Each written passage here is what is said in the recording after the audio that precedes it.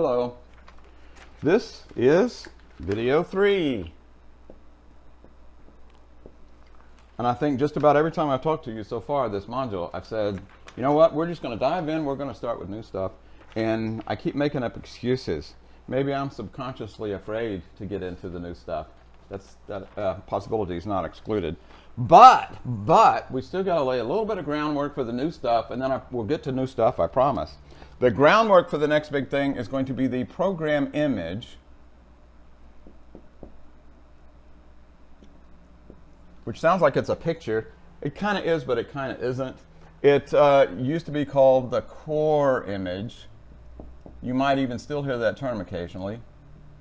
But what it is what your program looks like when it's actually been copied into memory out of long-term storage so that it can run.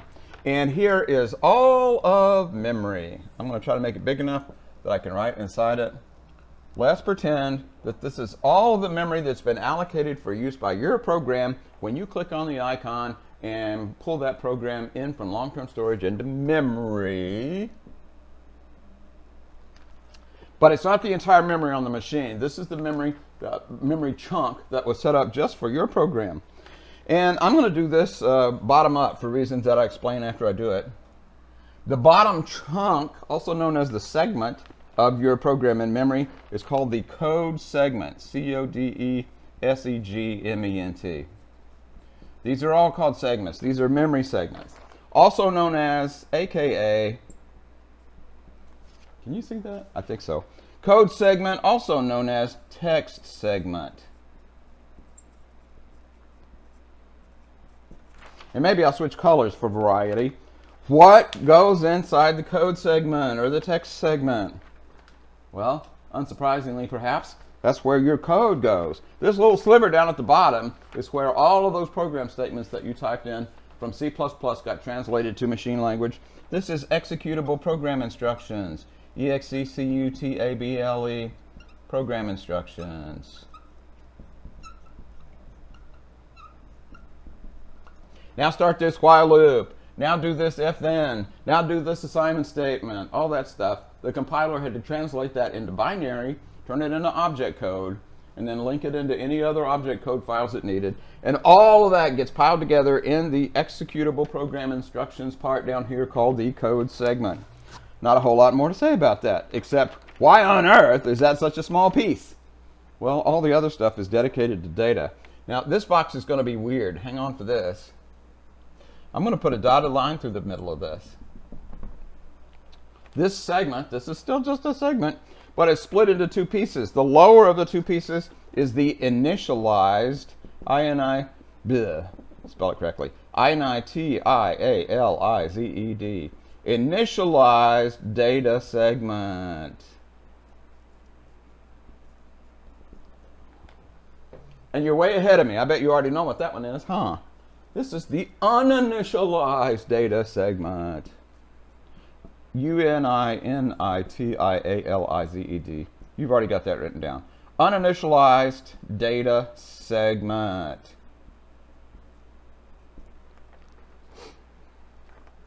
Now, the uninitialized data segment, that's actually the one that we've probably been using in our code more than the others. This would be things like global, even though we haven't used them, static variables, global or static variables,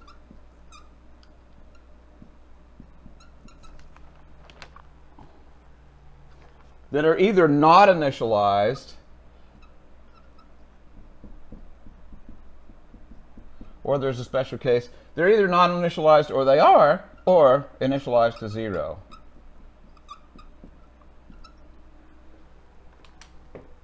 You might think, well, why is that little sliver down here if we're talking about data? All of the stuff that's not instructions has to be data. Well, not all of it.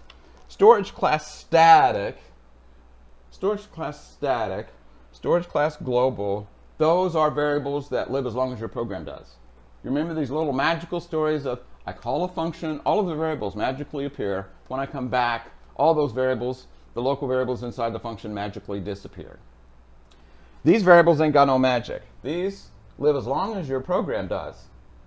So that's why they have global values that you don't have to worry about them disappearing when you come and go from a call to a function, those are permanently there. These are also the initialized, these are also global or static variables. Global, statics, abbreviate, initialized to non-zero values. I-N-I-T apostrophe D. That says initialized, believe it or not. Global statics initialized to non-zeros. Is zeros end with OE? That's supposed to be non-zeros, and it's supposed to be spelled correctly. It might not be either one. But these are the variables. We haven't used these very much. I don't know if we've used these at all. Depending on your compiler, this could be where your symbolic constants go. You could think of the symbolic constants as variables that have permanent values assigned to them, and they do not come and go with function calls. They live as long as your program does. Now, if you thought that was weird, hang on to your hats. This big piece up here, this is the weirdest part of the whole thing. This has the mysterious name called the heap, H-E-A-P. And there are not multiple heaps. This is the heap. Like the queen or something. There's only one. There's only one that we pay any attention to. What on earth is possibly left of all the data we've talked about? This is for, it has storage class dynamic. You've heard that word before. This is dynamic variables.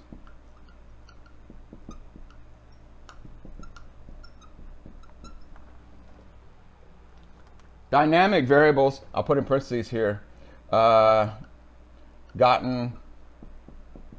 with new, remember new node, new int.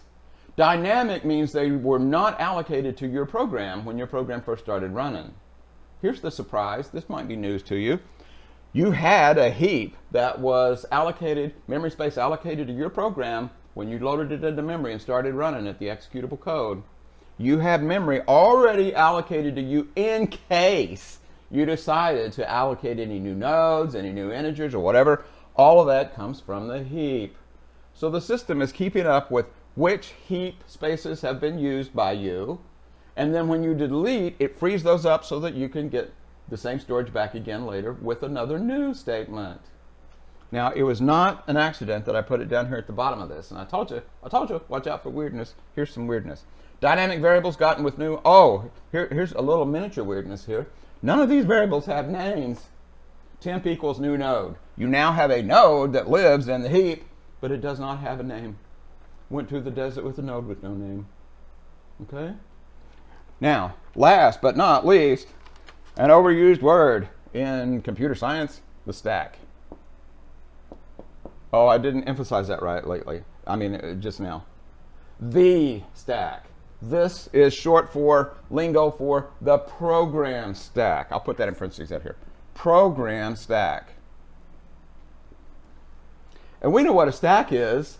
Stack is last in, first out. You push things on top of the stack, and then you pop things off as you need them. Your program running in memory needs its own stack. For what? For automatic variables.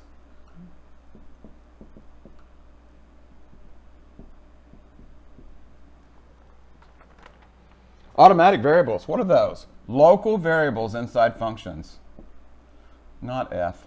Local vars inside functions. What else might be storage class automatic? Parameters passed to functions. These are those things that I've always described as magically appearing, magically disappearing. We're looking behind the curtain. It's not magic anymore. This is where they come from. What was I going to put here? Params to functions. Can't hold a train of thought. Also a thing in there that we haven't looked at explicitly that we might need to start paying attention to, the return addresses. From functions. All the stuff related to, all the storage related to a particular function call, and then another particular function call, and then another particular function call. We've got to have space for the local variables inside the function. We've got to have space for those parameters that are being passed into the function. We also have to leave a trail of breadcrumbs. We have to know how to go back. How do we get back from this function when I'm done? And you might think, well, why do we need to store that? Suppose you've got a main program that has a linked list, and it's actually a non-trivial program. It's more than just sort of an abstract driver. It actually, for all these different places, it puts things in your linked list. In other words, it calls insert all over the place. Let's say, if you look through the source code of your main program, it actually calls insert on that linked list object 10 times. That means when that function finishes, it's got to go back to one of those 10 function calls that was made in the main program. Oh no, which one? Well, this return address here is going to say, go back to that instruction, the one that lives at that address in memory. It's actually going to go back to one of the instructions that's been stored down here in main memory. But it's not unique in general. It's ambiguous. It's got to remember which one of the function calls to return to when it finishes doing its thing and put the new name in the linked list or whatever it was doing. Okay? That's not even the fun part. Here's the fun part. Video games, game wars inside the mind of the computer because you're running your program. Here, let me say one more thing about the stack. Each chunk of storage, and these are allocated as chunks. It's almost like a great big structure or something. Each chunk of storage corresponds to one function call. So at the top of the stack is the main program. That itself is a special case of a function. Let's say main program calls function 1 for lack of any creativity whatsoever. So the stack frame, the chunk of storage in the stack, would be here. The main is still there, the main is still running, and function 1 gets called. So now we've got to have a new, you know what, it's going to be easier to do this and more clear. I do want this picture to be clear. This one's not supposed to be intentionally muddy. Main, call the main program. There it is. This is called a stack frame. S-T-A-C-K frame. What sort of stuff do I find in a stack frame for a function? Oh, interesting question. How about the local variables, the parameters that were passed in, the return address? For the main, it's going to be an address to go back to in the operating system. But now, yes, I like this much better. Now the main calls function 1. Function 1 has its own stack frame, abbreviated, stir-fry, its own stack frame with its own local variables, its own return address, its own parameters. But wait, there's more. Function 1 might call function 2.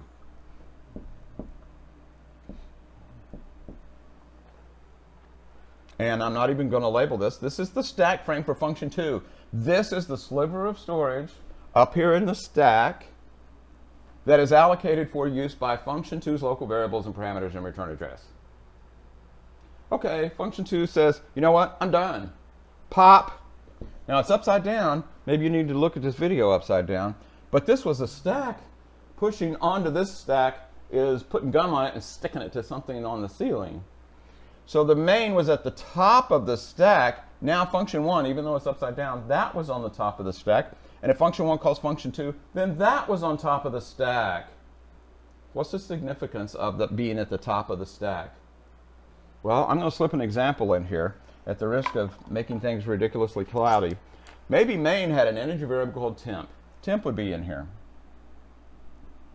There's my temp variable. Main called function 1. You know what? Function 1 has its very own temp variable.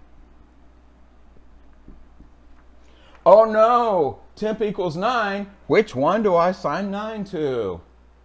Well, this is on top of the stack, so this is the only set of local variables that the system is looking at, as long as function 1 is still running and has not returned to the main program, so there is no ambiguity. It sets temp equal to 9. Now, continuing the story, the plot thickens. Function 1, after it sets its own variable temp to 9, I'm going to undelete function 2 here. We're still making function calls. Function 1 calls function 2. You know what? Wouldn't you know it? Function 2 has its very own temp variable. It says it's a -5. No ambiguity. As long as function 2 is running, it has the undivided attention of the CPU of the system, and it's not going to accidentally change temp up here in the main program that might not have even been initialized. It's not going to change the 9 that was in temp for function 1. This is temp in the stack frame for function 2. So there's no ambiguity here at all. Each has its very own namespace. That's a word we know. The namespace for function 2 is its set of local variables and everything it has access to. There is no overlap between the namespace for function 2 and the namespace for function 1.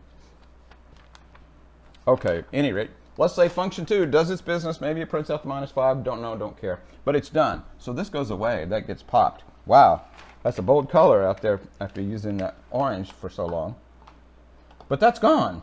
When it pops off of the stack, it takes the function 2 stack frame off the top of the program stack. All this terminology, I'm assuming you know already, that pops that off the stack. And now, boom, all of a sudden, function 1 and all of its local variables become visible again. So if the very next thing in function 1, after it made its function call to function 2 and then it came back, if the very next thing it does is print out temp, again, there's no ambiguity. It's going to print out the 9. This variable temp with -5, that's long gone. That's ancient history in microsecond terms. So that's gone. Now, in function 1, if I print out temp, I see the 9. And function 1 goes about its merry way, and now it's done. And it returns. Goes back to the main program. Now, the main program stack frame is the only active one up here in the stack. And again, there's no ambiguity. If the main says, is temp garbage? Well, I don't know how it would test that. But if the main program tried to print out temp, it would see some random garbage. Because this temp and that temp, those no longer exist. They magically appeared. They magically disappeared. And this was the order. Main called function 1. Function 1 called function 2. Function 2 did all its business and said, okay, I'm done now. Go back.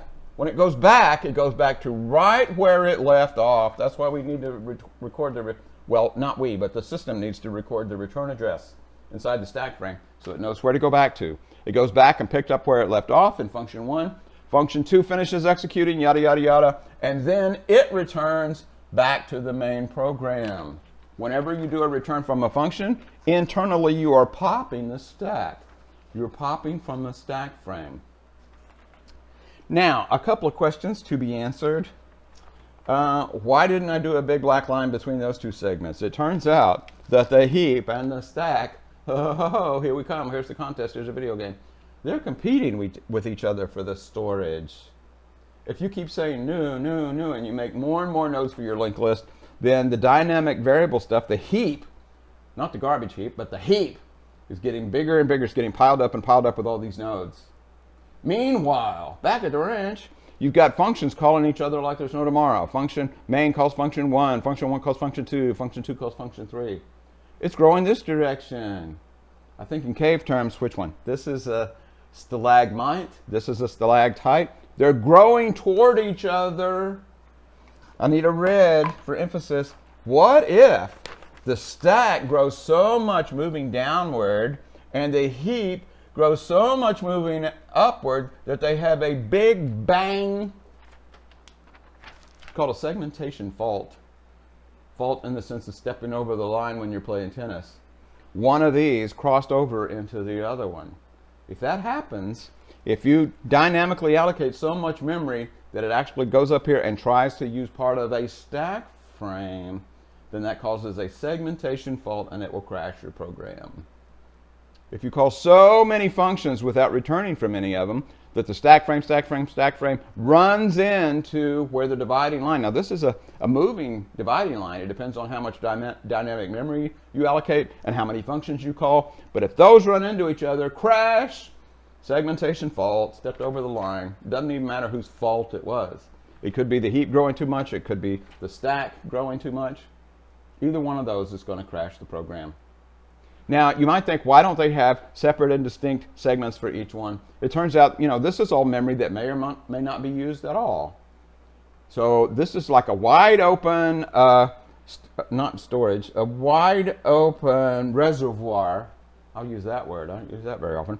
Wide open reservoir of memory that's available to your program if it needs it. So it's going to be a waste of space to say, okay, I hereby give you this much space to use for your dynamic memory allocations, and I give you this much space to use for your stack frames, for your function calls. I mean, this is really just kind of wide open space that's carved out like this on demand and then released. When you say delete, that's why you want to say delete. If you've got a memory leak in your program, you keep making linked list after linked list after linked list, and your destructor doesn't work and those nodes never go away, then you could accidentally bump into these stack frames that are growing from the ceiling, and your program will crash. Bad news. Now, what else is there to say about that? Well, color change for the next, say, why did I do this upside down? Because the stack is high addresses in memory. If you look at pointer values, here's an experiment for you. Just write a small main program in C++ that does a dynamic memory allocation. It has a local variable, maybe a static variable, symbolic constant. Print out the addresses. These are the high addresses up here. High addresses. That says high addresses. I know you can't read the writing. Believe me when I read it to you. High addresses. So on a machine, this might be in the realm of something like X, F. Because it's starting at the maximum address available to your program and working its way down. Local variables, as you print them out for functions calling functions, those addresses are decreasing. It's moving down this way in memory. At the bottom, now we don't get absolute zero, but I'm doing this for dramatic effect. These are the low addresses down here. Low addresses, you don't get zero, but I'm going to pretend like you do. Hexadecimal 00000. So if we view this as all of the addressable memory, and in fact is all the addressable memory available to your program, then the program instructions are way down at the bottom, the low addresses, working their way up, this direction, and then we get up to the stack and the heap, which are the high addresses. And that's borne out if you actually print out pointer values. You see where stuff is. Believe it or not, oh dear. You can print out addresses of instructions. Here, I'm going to bust a myth for you. Man, this video is probably blowing your mind every which direction, and this is just groundwork for the real thing we're going to do in a little bit. I lost my train of... Oh, a function name is really just a variable that holds the address of the first executable instruction. Mind-blowing. Let me say that again. A function name is a variable that holds the address of the first executable instruction of that function. The same way an array name is the address of the first byte available for your array. So the biggest difference between an array name and a function name is not what they do. They both hold addresses. They're both pointer variables. It's what they point at. An array name points at an array of storage that you have available. A function name points at executable instructions. If you were a maniacal, crazy person, you could translate your own C++ code into hexadecimal bytes that represent the executable code. And instead of calling a function, if you had that stored in an array, you could tell the computer to go execute your array that has all your machine language instructions in it. That sounds ridiculously technical. How would I do that? Well, you set up an array, dump all those hexadecimal bytes in here. I don't recommend this, by the way. But you dump all those hex bytes in there, and if you put empty parentheses after your array name, it tries to call your array as a function. There, I said it. I'm going to regret it, I know. Don't do that. Don't even try. Okay, this is going to be probably the one and only time I put all this on the board, and there's a bunch of stuff crammed in here. I might as well cram in one more thing. These two. The dotted line down to the bottom down here beneath the executable program instructions. I'm grouping those together for some reason. Some of the data, some of the instructions. What do they have in common? What they have in common is those are things that the loader, a system program that's responsible for copying your executable code into memory and setting up all this space for you, that's what the loader does. All of a sudden we need to pay attention to the loader. The loader dynamically allocates in its own way space for all of this, the entire core image for your program. That's all it needs to load off disk. This is the contents of your .exe file. .exe, program1.exe. How can that be? What about all this other stuff? I thought it copied everything off the disk into memory when it runs the program. This is the only stuff it can't figure out indirectly. It can't reverse engineer the machine language instructions of your program. It can't reverse engineer what you set your symbolic constants to or your global variables or anything. It has to see that. That has to be recorded somewhere. And it is. It's recorded in the executable file. All the other of this stuff, this is all garbage or zeros or whatever. It will automatically, when it loads your program in, it will automatically set any variables you have that are global or static, set those to 0. But it can do that without you storing 0 values and wasting valuable disk space in your executable file. So all of this stuff doesn't exist at all. There's no memory set aside for this until your program, your executable file, is loaded off a disk into memory. Wow, a lot in one video, and it's a long video, and I apologize for that. Why do we need to know this stuff? Here's the key. Here's what we need to know this for. We are going to have to pay careful attention under an electron microscope even. Look at very closely at this business of a function, calling a function, and now it's done. Go back, maybe turn around and call another function again, call a function again, call a function again. That's where we're headed. We're going to be concentrating on what the hay is going on up here with all these stack frames coming and going from the top of the stack. That's what this is about. And if that doesn't make sense, watch this video over and over and over again until you've at least memorized it, whether it makes sense or not. Bring up questions during office hours. That's what they're for. And I'll see you online.